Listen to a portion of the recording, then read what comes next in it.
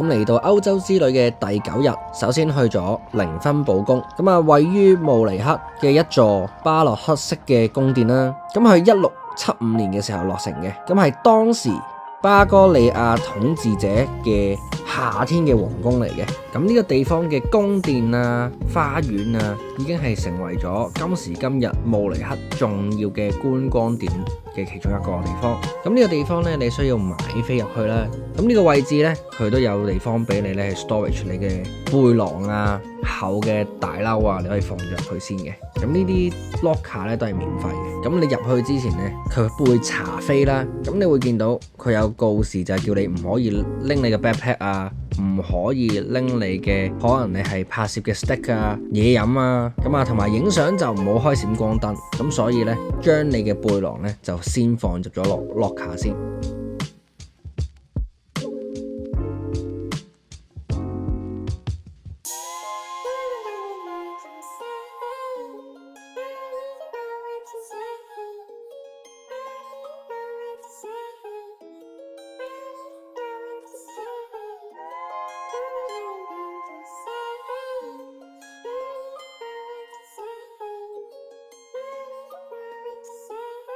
行到大廳嘅話呢，見到佢嗰個天花板上面有個壁畫啦。咁呢啲壁畫呢，個高度其實係佔咗3層樓咁高嘅。大家可以想象一下，當年冇咁多機器啦嘅年代啦，究竟啲人點樣擔梯仲可以畫到咁靚嘅畫喺個天花板上面呢，仲可以保存得咁好。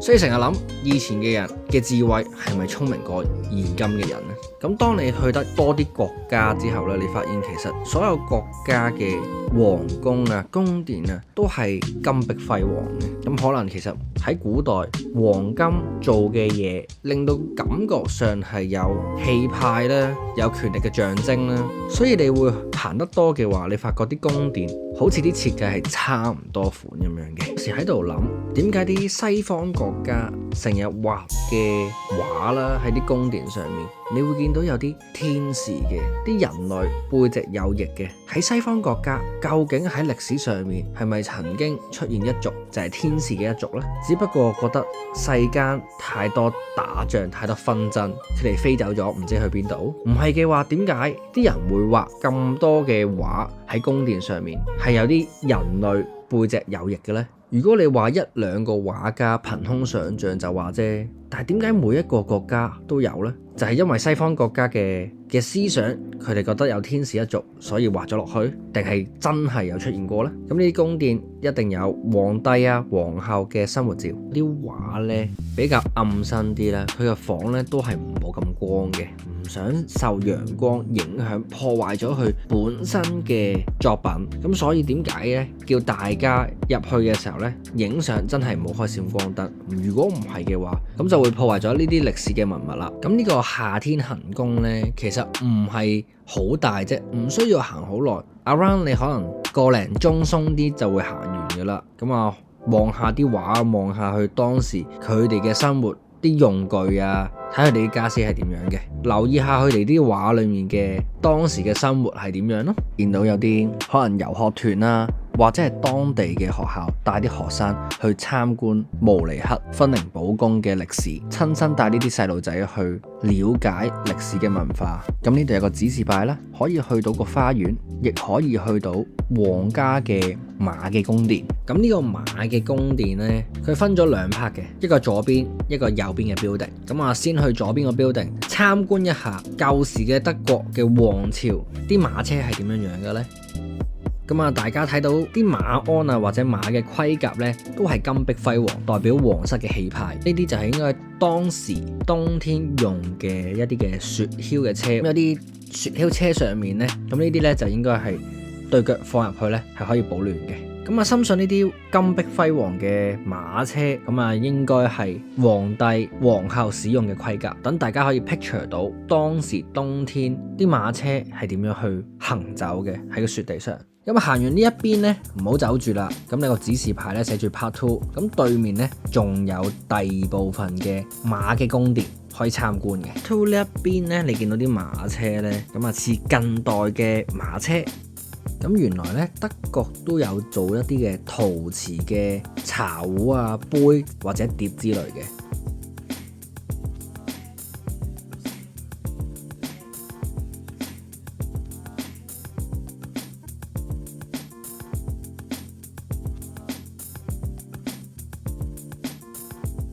咁喺呢個夏天皇宮附近呢，行10分鐘左右呢，就揾咗一間意大利餐廳，唔使講嘢，坐低嗌杯紅酒先。歐洲嘅行程基本上都係離不開酒呢樣嘢噶啦。個 risotto 海鮮飯，咁啊意大利人嘅飯呢係有啲汁喺裏面嘅，黏性啲嘅。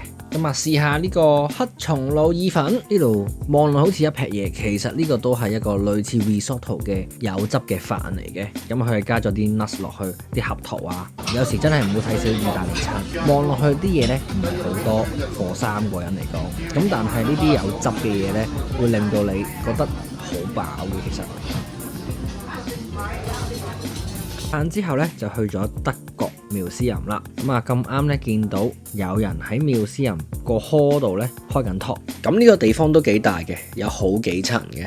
咁喺度參觀呢，可能大概2個鐘左右啦。咁裏面呢都有啲戰機嘅。咁啊係1次世界大戰啊或者2次世界大戰嘅德國嘅戰機啦，就擺咗喺度嘅。咁啊行完博物館之後呢，就嚟到呢一間食我哋嘅晚餐。咁啊呢一餐係我哋喺德國慕尼黑最後嘅一個晚餐。咁啊坐低之後呢，都係先 order 咗酒啦。咁當然係 order 德國豬手啦。咁呢間嘅豬手呢，望落去呢就好乾身好脆身嘅。咁呢間整得真係唔錯嘅喎。咁 Google Review 呢，唔怪得知咁高評分啦，5分裏面都有4點幾分嘅，咁算高噶啦。另一個餸呢，就嗌咗炸魚加啲沙律咁樣啦。咁呢一間呢，就係佢哋所謂嘅德國傳統嘅餐廳。咁我都建議大家如果行到呢個地方呢，可以試下呢一間嘅，環境都幾大嘅，呢個空間，好適合同朋友啦、家人啦去嘅餐廳嚟嘅。咁當時我哋係聖誕期間去啦，咁我哋去嘅月份係12月啦，已經佈置好 ready 好聖誕嘅氣氛㗎啦已經。咁埋尾梗係要多個甜品啦。既然係呢一間餐廳嘅推介，個外形啦類似一個冬甩，咁佢裡面係一個蘋果蓉嚟嘅，加啲酒，有啲火焰彈一彈，更加香口。咁佢側跟嗰個呢係一個雲呢拿雪糕嚟嘅，用呢個嚟做收尾呢，個味道好 perfect。因為你前面食完豬手呢咁油膩呢，後面食翻啲甜嘢中和翻。下一集繼續我哋歐洲之旅，去到第3個國家，究竟係邊度？咁啊記得留意下一集啦。仲未訂閱嘅頻道記得 subscribe、like、comment 同埋 share。下集再見，拜拜。